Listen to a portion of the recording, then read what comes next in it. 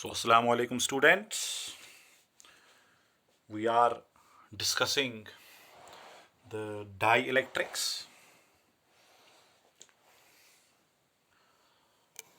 तो अभी तक हमने डिफाइन किया dielectrics के टाइप्स कितने हैं.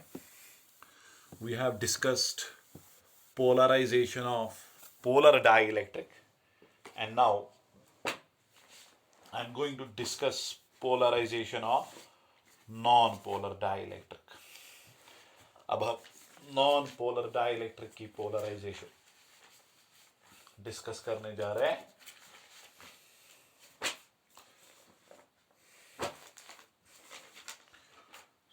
सो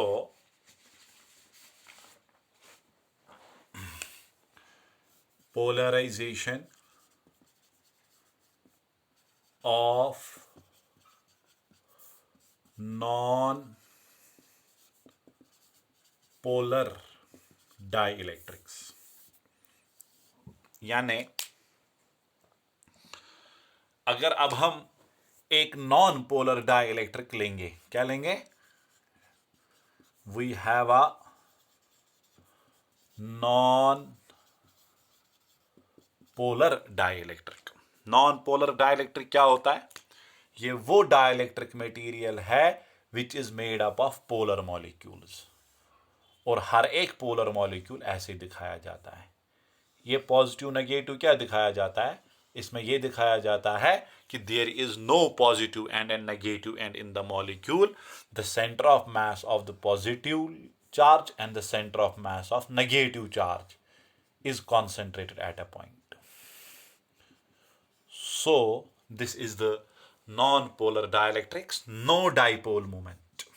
Its dipole moment is zero when there is no electrical field. It is in absence of electric field. अब हमें क्या देखना है? अब हमें देखना है कि जब हम एक्सटर्नल फील्ड बनाएंगे, जब हम एक एक्सटर्नल फील्ड सेटअप करेंगे, मान लो आपने एक शीट पॉजिटिवली चार्जड रखा, दूसरा शीट नेगेटिवली चार्जड रखा, तो ये जो रीजन इन दो के बीच में आ गया, इस रीजन पर फील्ड सेटअप हुआ E नॉट. अब हम इस रीजन में इंट्रोड्यूस करेंगे नॉन पोलर डाइलेक्ट्रिक. तो देखिए, तो मैंने इस रीजन में, आप पूरे रीजन को भी फिल कर सकते हैं, आप रीजन के किसी हिस्से को भी फिल कर सकते हैं. तो आपने इसको फिल किया with a non polar dielectric. तो नॉन पोलर डाइलेक्ट्रिक में क्या है? इसमें नॉन पोलर मॉलिक्यूल है. जब नॉन पोलर मॉलिक्यूल आएगा under the effect of electrical field, तो इसमें क्या होगा? इसमें चार्ज रिडिस्ट्रीब्यूशन होगा, क्योंकि जो इसमें फ्री इलेक्ट्रॉन्स है, they will exert a force due to field opposite to the field, and what will happen? ये मॉलिक्यूल ऐसे बनेगा, ये एंड नेगेटिव, ये end positive. Electrons will get electrons will be subjected to the force due to the field, but opposite to that. तो electrons यहां जाएंगे, so there occurs a redistribution.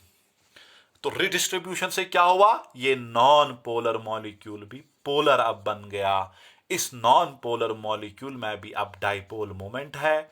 इस dipole को बेटा हम कहते हैं इंड्यूस्ड डाइपोल.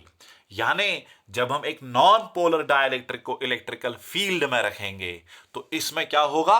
इसमें एक तो ये मॉलिक्यूल्स इंड्यूस्ड डाइपोल्स में कन्वर्ट हो जाएंगे, और साथ साथ वो सारे डाइपोल्स अलाइन हो जाएंगे अलोंग द फील्ड. क्यों? पोलर में एक ही चीज हुआ, वहां पे ऑलरेडी डाइपोल्स थे, वो खाली अलाइन हो गए in a particular direction. But in non polar dielectrics, two things are happening when it is kept in an external electrical field. One thing is that the polar molecules are converted into the induced dipoles, and then those induced dipoles are aligned in a particular direction. Why they will be aligned? क्योंकि अब अगर आपके पास एक dipole है और इस dipole को आप इलेक्ट्रिकल फील्ड में रख रहे हैं, इलेक्ट्रिकल फील्ड की वजह से डाइपोल एक्सपीरियंस करता है टॉर्क, और टॉर्क इस डाइपोल को घुमा के अलाइन करवाता है। तो अब ऐसे होगा इसमें भी, लाइक दिस, लाइक दिस। ठीक है, this will be negative and positive and, negative and positive, क्योंकि आपने पढ़ा हुआ है फील्ड में कि जब डाइपोल को एक इलेक्ट्रिकल फील्ड में रखा जाएगा वो खुद को अलाइन करता है अलोंग द फील्ड। जब ये अलाइन हो जाएंगे तो होगा क्या, one end of this dielectric slab will have a induced negative charge and the another end. Overall, this dielectric slab has not been charged, it has been only polarized. So this is what we mean by polarization of dielectrics. Polarization का मतलब है dipoles का align होना। और उससे होता क्या है, जब डाइपोल्स अलाइन हो जाते हैं तो इस डाइइलेक्ट्रिक मटेरियल का एक एंड जो है उस पर इंड्यूस्ड नेगेटिव चार्ज आ जाता है और दूसरे एंड पर इंड्यूस्ड पॉजिटिव चार्ज आ जाता है। यानी हम एज्यूम कर सकते हैं कि ये ऐसे अब बिहेव करने लगेगा। अगर ये पॉजिटिव शीट था, ये नेगेटिव शीट था, पहले इस पूरे रीजन पर जो फील्ड था that is EO, original electrical field. अब जब आपने ये स्लैब रखा तो हुआ क्या, ये वाला एंड इसमें इंड्यूस नेगेटिव चार्ज, इस वाले एंड पर इंड्यूस्ड पॉजिटिव चार्ज, तो इसके अंदर दूसरा फील्ड सेटअप हो गया and that is called as induced electrical field. तो अब अगर देखा जाए what is the resultant field now, अब इस रीजन में जहां पे ये डाइइलेक्ट्रिक मटेरियल है, अब तो उस रीजन में दो फील्ड्स आ गए। एक तो अपना पहले था ओरिजिनल फील्ड, दूसरा फील्ड इस डाइइलेक्ट्रिक की पोलराइजेशन के बाद आ गया, तो वहां पे रिजल्टेंट फील्ड आ गया E0 माइनस EI। वहां पे रिजल्टेंट फील्ड क्या आ गया बेटा, E0 माइनस EI। तो यहां भी पता चल रहा है कि एक डाइइलेक्ट्रिक मटेरियल को जब इलेक्ट्रिकल फील्ड में रखा जाता है, वो डाइइलेक्ट्रिक मटेरियल क्या करता है, वो उस इलेक्ट्रिकल फील्ड का ओरिजिनल वैल्यू डिक्रीज करता है। This ability of a dielectric material to reduce the electrical field is what we called as dielectric property of the material.